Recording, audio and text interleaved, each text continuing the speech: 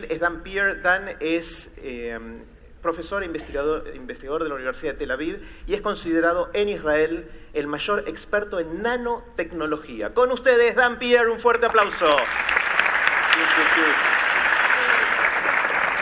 All yours. Thank you. Okay, buenos días. This is the last two. Okay, good. So, I'm very honored to be here. I think this is a great format to try and explain. It's complex, so I'm going to start easy. Easy, we're going to talk a little bit about innovation. And then I'll give you some examples, if this will work. Okay, so let's think different. How we think different? I think the qualities that a person needs to have are three. One is creativity, the other one is motivation, and the third one is persistent. Be persistent, or persistence in general. Why it's important? Because we live in a modern world, and therefore we need to understand exactly, how to leverage things. I'll give you an example. We try to think outside the box, and one of the examples that I'm going to start is, how do we solve problems? I'm going to start with a very simple quiz, so bear with me. If you know this, don't destroy the others. Let's assume that the car has fallen into the river, and now you need to take it out from the river. What are you going to do? Simply, many people think, more than 90%, that you bring a bigger car. But if you're an innovator, thinker, you will think differently. For example, dry the river. Then there is no problem. Or float the car, then there is no problem. But the majority of people think like this. So you see this car has fallen into the river, and of course they brought a bigger car. The issue is that the guys that stand here near the bigger car apparently are not physicists. If they were, they will already figure out that they calculate the momentum here differently, okay? Because now the car is full of water. Whoops, sorry. I destroyed everything, right? The car is full of water, it's very fast. And then what will happen is, of course, this, okay? Now you don't have one problem in the water, but two problems. And since people do not think, it's a vicious cycle, they bring a bigger car. And again, same story, water, momentum, physics. Okay. So, I think this is, this is a vicious cycle and we need to break this cycle. So, I want to start by giving you some examples. What we're trying to do at Tel Aviv University, in our specific lab, is to try to engineer the future. Or I would say, the future is already here. Try to create mini submarines that will selectively horn into either cancer cells or inflammatory cells, get into those cells, and then release payloads. The payload could be a drug, it could be a nucleic acid like a DNA or an RNA, and yes, we're going to study a little bit biology in the next 1 hour that I have. No? Okay. And this is coming from the war area. Okay, so missiles, as an example, can hone into specific targets. I'm from Israel, you see. Okay, so, but in doing it in the body, it's much more complex. Already, the field that I'm going to talk about is how to utilize a tool. It's not a field. For us, it's a tool called nanotechnology in medicine. In the past 25 years, there have been a lot of progress. And many things that you see here as an example, like pregnancy tests or different drugs, are already on the market for many years as using a technology, very tiny nanoparticles. I'm going to spend some time talking about cancer and tumors. And, oops, this is flipped for some reason. Anyhow, when you have a solid tumor and you're treated by chemotherapy, the chances that this chemotherapy will actually go only to the tumor is minimal. We're talking about 0.5% of the injected dose goes to the tumor. The rest is disseminated all over the body. The reason, of course, is metastasis. But can we be more specific? Can we go more directly to this? This is an example we published almost 11 years ago, 12 years ago. And this is how tumors look. They have many subcells, subtypes of cells inside one tumor. It's very hard to penetrate into those tumors. But nanoparticles made from soft materials can actually penetrate because of leaky blood vessels and not great lymphatic drainage. Now, this is one approach which is already on the market from 1995, and I'll give you some examples. But actually, we are more interested in the new approach. How to specifically hone into specific subsets of cells through their potential cellular receptors. Can we target those nanoparticles directly to specific cells, and how can we do this? So look at blood vessels. These are two examples. One, a healthy volunteer. You can see a very organized, this is in the stomach, blood vessels. And this is a tumor blood vessel. You can see it messy. So if actually I run those movies, you will see it's actually devastating. Also the velocity here. This is much faster, and this is all diffused. So we try to take advantage of this leaky blood vessels and use different types of particles. The first one was developed and approved by the FDA in 1995, came from Israel. And this is Doxil, or liposomal doxorubicin. It's been on the market from 1995, and recently it was reported that 30 million people already been treated with this. This is a simple chemotherapy, adriamycin, that is given as a first-line chemotherapy for many tumors. But encapsulated in those tiny particles here, okay, it provides more security for the patients. It's less toxic. But the next generation is to create a targeted version. So my lab has been doing targeted version in personalized medicine, and I'll explain a little bit at the end with a short movie. And basically, we design a kind of a universal adapter. Just imagine that you're now going in trip around the world, something like I'm doing. Okay? And then you need an adapter, electricity adapter. But now you have a universal adapter that works for all the electricity in the world. That's a very simple approach. And this is what we try to implement in our technologies. So a little bit about biology. Even if you don't really know, or you're sure you know everything. Okay, the DNA, it's a cell here. This is the RNA that is being transcribed. The ribosome will translate it to a protein, that the protein has a function and has a structure. This is, in a nutshell, all the biology.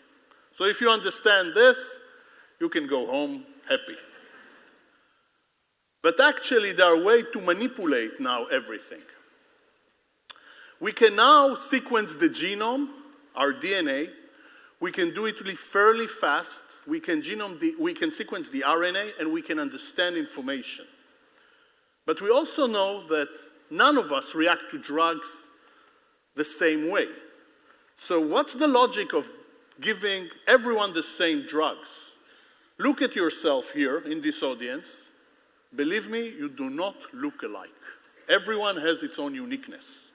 So if I have a headache and I give you a Tylenol or an aspirin, and it might work for you. In some cases, you need 2 Tylenol, or maybe an ibuprofen. In some cases, just a shot of whiskey will be better. So since we don't react the same to drugs, we have a different profile. This profile could be now extract, sequence, and very fast we can move to the next generation, which I'm going to hopefully show you. So in 1994, sequence 1 DNA was assessed to cost $1 billion and will take 4 years. And in fact, in 1998, it was. In 2014, it cost $2,000, and nowadays less than $800 and in 24 hours. So what do we do with all this information?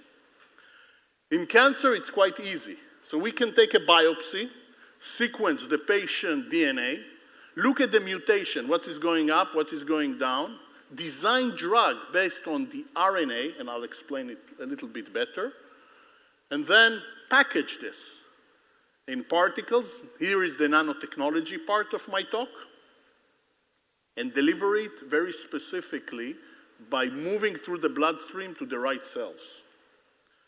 Okay?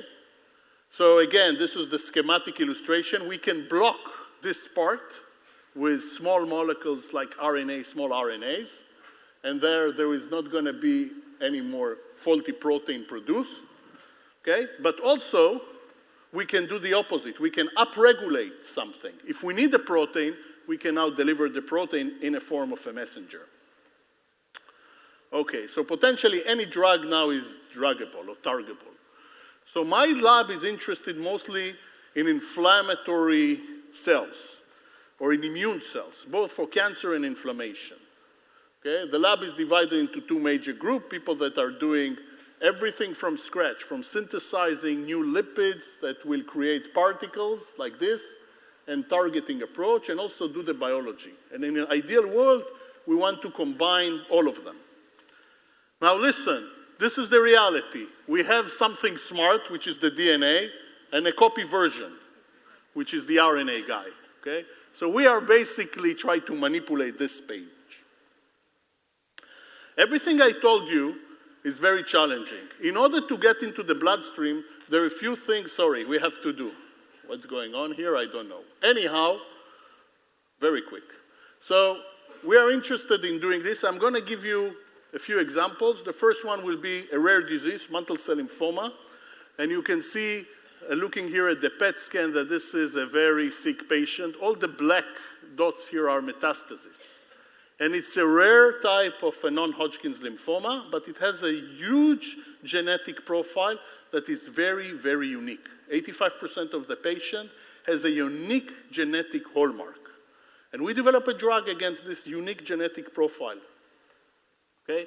And with this drug, we went all the way from an animal model into the clinic, and we extend the survival. It's not a great drug, but it actually gives you the opportunity to extend the survival by more years. Right now, it's 3 to 4 years, sometimes 5. We can extend 2 to 3 more years. So it's already in a development stage.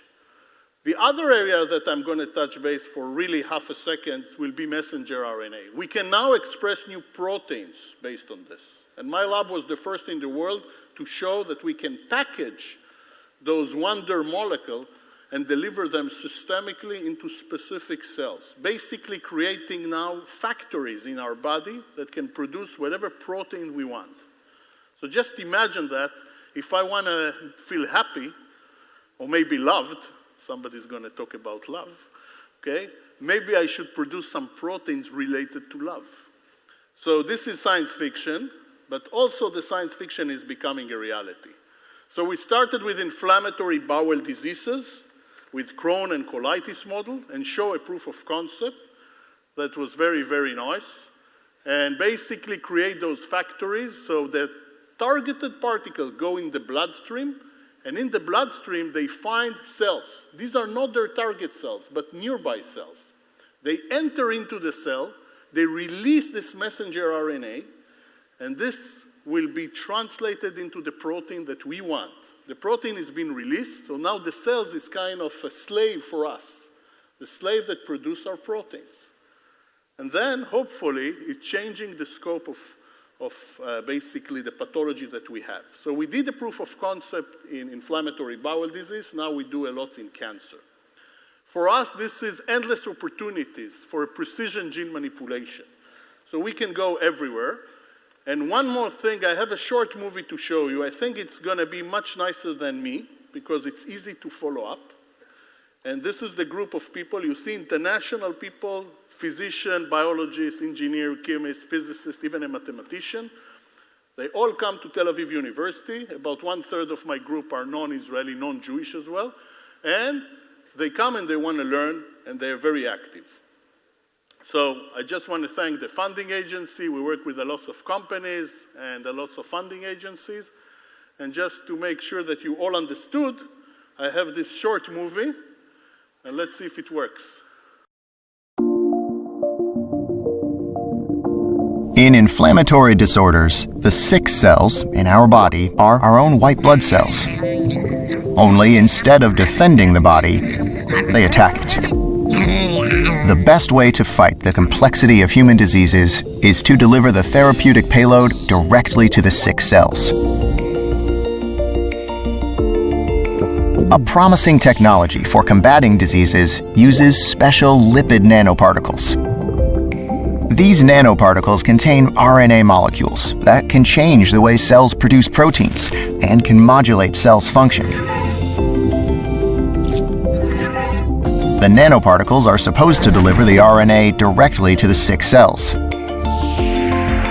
The problem with today's technology is that the nanoparticles hardly reach immune cells, but rather affect other healthy cells instead.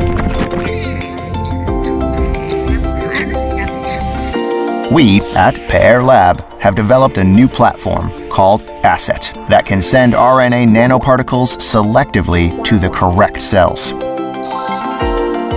While existing methods of connecting nanoparticles to antibodies are extremely complicated,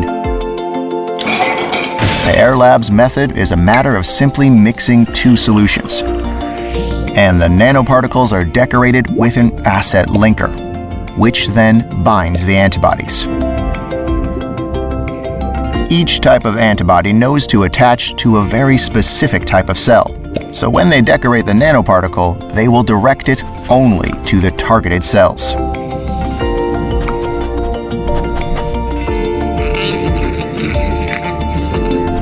This method means releasing the RNA right where we want it, affecting only the right cells and saving the body from harmful side effects. ASSET nanoparticles are a novel strategy to fight against inflammatory diseases and even cancer. And this time, it's personalized. Hey.